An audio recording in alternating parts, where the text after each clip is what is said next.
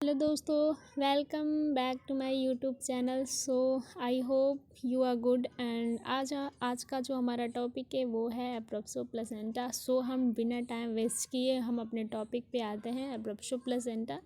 सो आपको पता है कि जो एब्रोप्सो प्लेसेंटा है वो एक मोस्ट इम्पोर्टेंट टॉपिक है हमारे ओबीजी एंड मिडवाइफरी सब्जेक्ट्स का। जो एएनएम सेकेंड ईयर के स्टूडेंट्स हैं या फिर जो भी नर्सिंग स्टूडेंट्स हैं जो हिंदी में ये वीडियो देखना चाहते हैं वो उनके लिए काफ़ी हेल्पफुल होने वाली है वीडियो। ओके। तो नर्सिंग एक ऐसा फील्ड है जिसमें कि जो भी एएनएम्स में जो मतलब सिलेबस के अकॉर्डिंग जो टॉपिक एएनएम्स में है, जीएनएम्स में भी है, बीएससी नर्सिंग है। ओके। सब टॉपिक मिलता जुलता है बट ओके। तो आप देख सकते हो आज हम स्टडी करेंगे एब्रेप्सो प्लेसेंटा। तो दोस्तों मैंने बताया था कि आज का जो कंपटीशन लेवल है काफ़ी बढ़ चुका है बट ये ओबीजी का जो मेन टॉपिक है उसको हम कवर करेंगे। ओके। सो वन वर्ड में इससे भी बहुत सारे क्वेश्चंस पूछे जाते हैं, तो आगे मेहनत करने से अच्छा है कि आप अभी से मेहनत करना स्टार्ट कर दो। क्योंकि जो हमारे जो कॉम्पिटिटिव एग्ज़ाम में क्वेश्चन पूछे जाते हैं 100 मार्क्स का इसी नर्सिंग सब्जेक्ट से क्वेश्चन पूछे जाते हैं। ओके। तो आज से हम स्टार्ट कर रहे हैं। ओके अपना एब्रेप्सो प्लेसेंटा। सो मैं एक एक वीडियो ओबीजी का डेली अपलोड करती हूँ, आप चाहो तो प्रीवियस वीडियो देख सकते हो।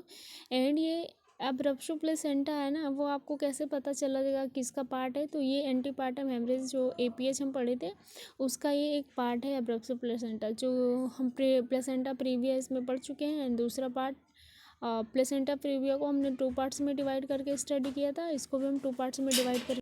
सो आज का जो हमारा टॉपिक है वो है एब्रेप्सो प्लेसेंटा। सो हम देखते हैं डेफिनेशन। आप ऊपर देख सकते हो क्या दिया है आपको, जो इमेज फ्रंट पे दिख रही है नोट्स में दिया जाता है, इसे एक एक्सीडेंटल हेमरेज कहते हैं।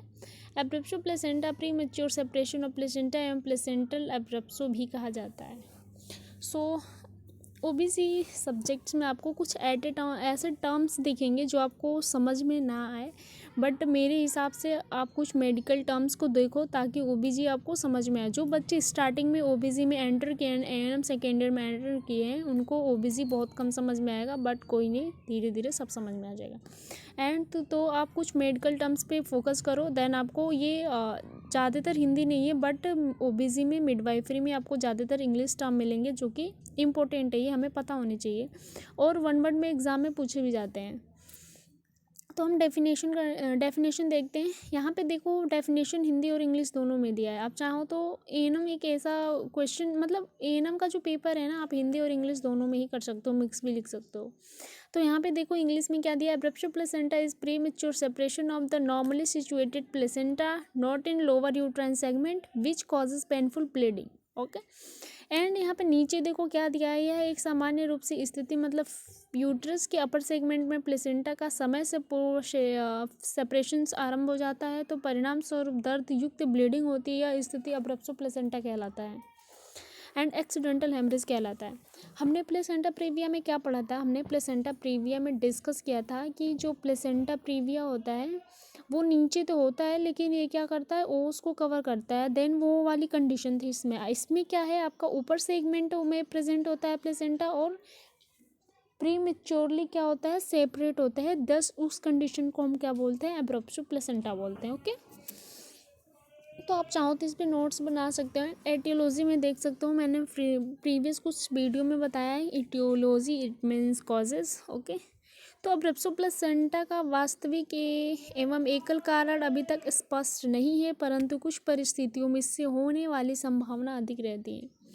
सो हम नीचे देखते हैं कि इसके मेन एटियोलॉजी क्या है। लाइक आप देख सकते हो हाई बर्थ ऑर्डर और ग्रैंड मल्टीपैरिटी।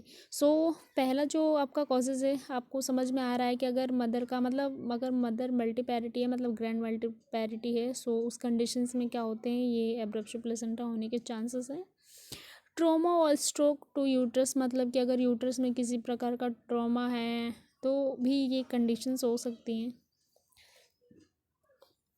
यहाँ पे देखो एक आपको मेडिकल टर्म्स, ये जितने भी कॉजेज़ में है ना ये सारे मेडिकल टर्म्स है। सो आप मेरा कहना है कि आप मेडिकल टर्म्स को पता करो कि ये मेडिकल टर्म्स क्या है, क्योंकि ये बहुत ही मोस्ट इम्पोर्टेंट है सो हमारे एग्ज़ाम के लिए। ओके, यहाँ पे देखो आपको एक टॉपिक दिख रहा है हाइपरटेंशन। What is hypertension? आपको पता है हाइपरटेंशन किसे कहते हैं? जब बीपी हाई होता है उस कंडीशंस को हम बोलते हैं हाइपरटेंशन। एंड हाइपोटेंशन किसे कहते हैं?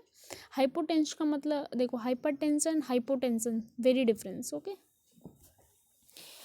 हाइपरटेंशन का मतलब हमारा जो नॉर्मल बीपी है 120/60 120/80 mmHg होता है। ओके, एंड जो नॉर्मल से क्या होएगा, अधिक होएगा तो उसे हम बोलते हैं हाइपरटेंशन, नॉर्मल से कम होएगा एंड हाइपोटेंशन।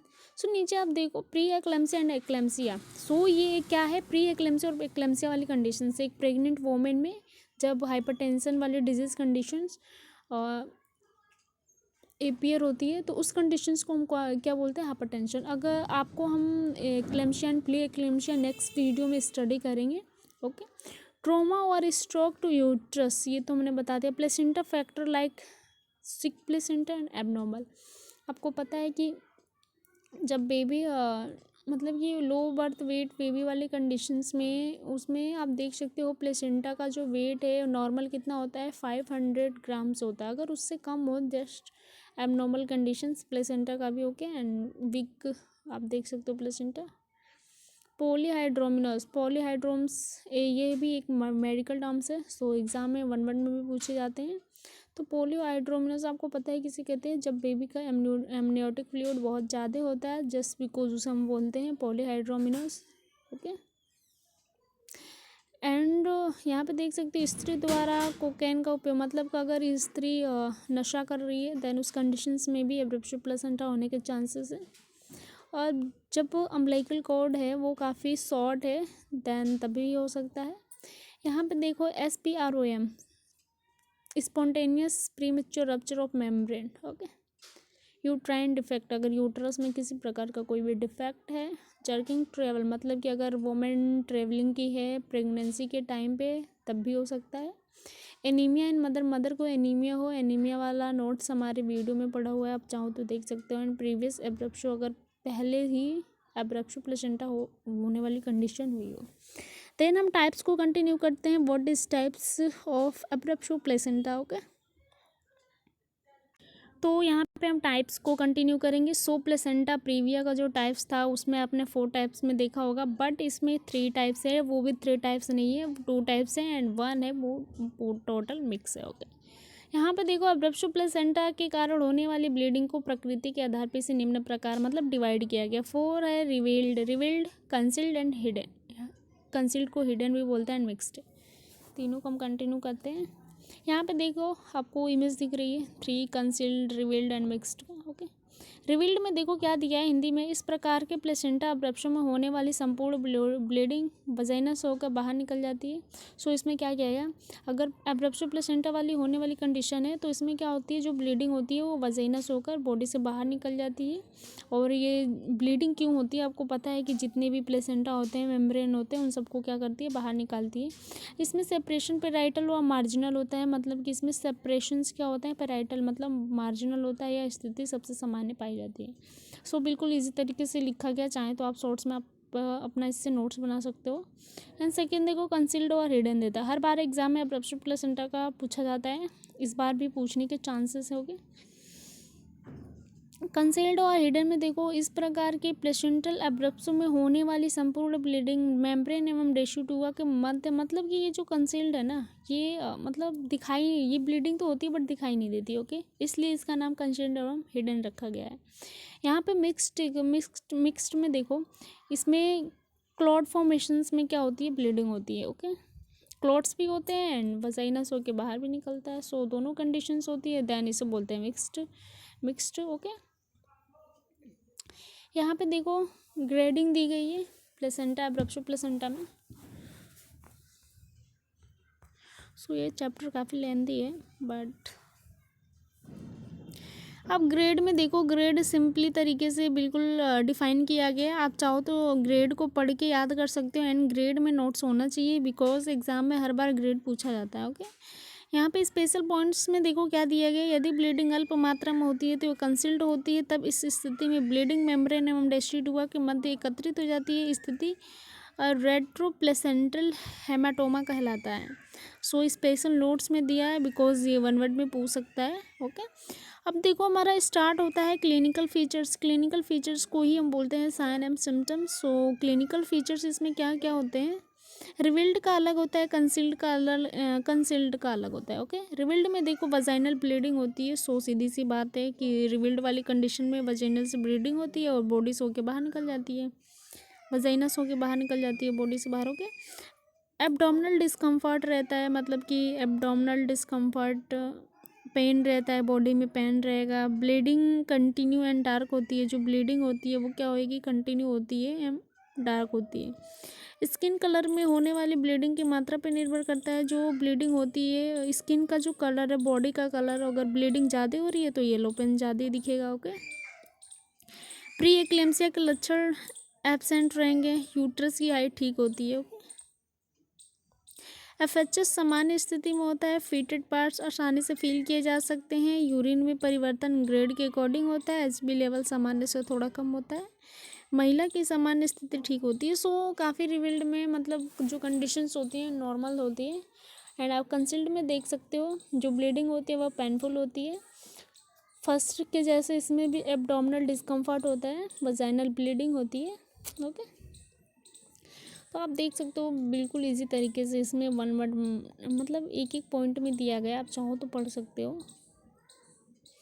डायग्नोसिस में देखो हम क्या करते हैं, डायग्नोसिस में इसमें जो दिया है स्टार्टिंग से फर्स्ट चीज़ वन हम करेंगे history collection, like physical examination. Okay, painful bleeding, okay, pre eclampsia features, anaemic conditions जांच करेंगे, एफएचएस चेक करेंगे। नीचे आप देख सकते हो क्या क्या दिया है, physical examination, ultrasonography, urine examination, internal examination, blood investigation and X ray करेंगे। मेन टॉपिक आता है हमारा मैनेजमेंट किस प्रकार से करेंगे। मैनेजमेंट्स में हर मतलब प्रोसीजर का मैनेजमेंट एक ही होता है। ओके, फर्स्ट इज़ वन हम पेशेंट्स को क्या करते हैं, सर्जरी या फिर किसी प्रकार की कोई भी सर्जरी हो रही है या ऑपरेशन हो रहा है, हम 6 आवर बिफोर हम क्या करेंगे, नथिंग बाय माउथ रखते हैं, मतलब बिना कुछ खिलाए रखते हैं। और सबसे पहले हम क्या करेंगे, पेशेंट्स की फिजिकल कंडीशन वगैरह देखेंगे, वाइटल साइन वगैरह देखेंगे एंड नोट करेंगे, टेम्परेचर्स देखेंगे। यहाँ पे देखो फीटल कंडीशन को भी असेसमेंट करेंगे। ओके, प्लेसेंटा अब्रप्शन के कारण होने वाली ब्लीडिंग के मतलब कि जो ब्लीडिंग हो रही है उसको भी हम असेसमेंट करेंगे। एंड पेशेंट को हॉस्पिटलाइजेशन करेंगे, मतलब पेशेंट को घर पे कभी भी कंडीशंस में ना रहने दे, हॉस्पिटल में ले जाएंगे। ओके, ब्लड एग्जामिनेशन करवाएंगे, यूरिन एग्जामिनेशन, अल्ट्रासाउंड, ये हमने डायग्नोसिस में देख लिया था। सो पेशेंट को क्या करेंगे, आईवी फ्लूइड कराएंगे, अगर ब्लड की भी ज़रूरत है तो ब्लड ट्रांसफ्यूज़न भी करवाएंगे। रिविल्ड वाले कंडीशन में देखो क्या होएगा, लेजे मतलब जब लेबर स्टार्ट है, ऑक्सीटोसिन ड्रिप चलाएंगे। व्हाट इज ऑक्सीटोसिन, ऑक्सीटोसिन आपको पता है क्या होता है, ऑक्सीटोसिन क्या करता है, कॉन्ट्रैक्शंस को इंक्रीज कर जाता है जिससे कि बेबी आसानी से एक्सपल आउट हो जाएगा। आर्टिफिशियल रप्चर ऑफ मेम्ब्रेन, मतलब कि जो रप्चर मेम्ब्रेन है उसे आर्टिफिशियली क्या किया जाएगा, रप्चर किया जाएगा। प्रसव के दौरान मतलब कि पेशेंट को रेडी करना है, वेल स्किल मिडवाइफ, एक मिडवाइफ के द्वारा, एंड रिससिटेशन कराना चाहिए शिशु को, बेबी को। एवं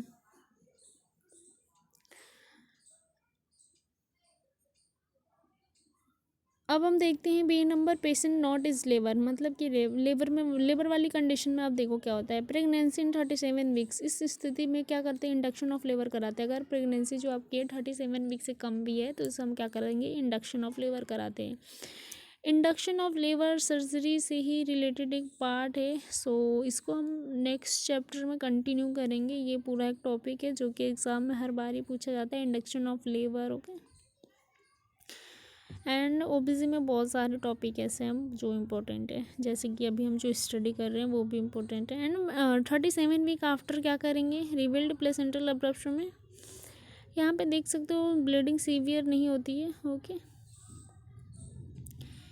ब्लीडिंग लेबर आराम करवाते हैं एवं शिशु की डिलीवरी कराई जाती है। इसमें कुछ कॉम्प्लिकेशन से निपटने के तैयार रखे जाते हैं। सो ये भी वैसे ही है। ओके, सो मैनेजमेंट में आप देख सकते हो, चाहो तो इस बुक से आप शॉर्ट नोट्स बना सकते हो। ओके, मैंने जो मेन टॉपिक है उसको कवर कर दिया इसमें अब्रप्शो प्लेसेंटा में। सो ये एंटीपार्टम हेमरेज का एक मोस्ट इम्पोर्टेंट पार्ट है। सो थैंक यू दोस्तों।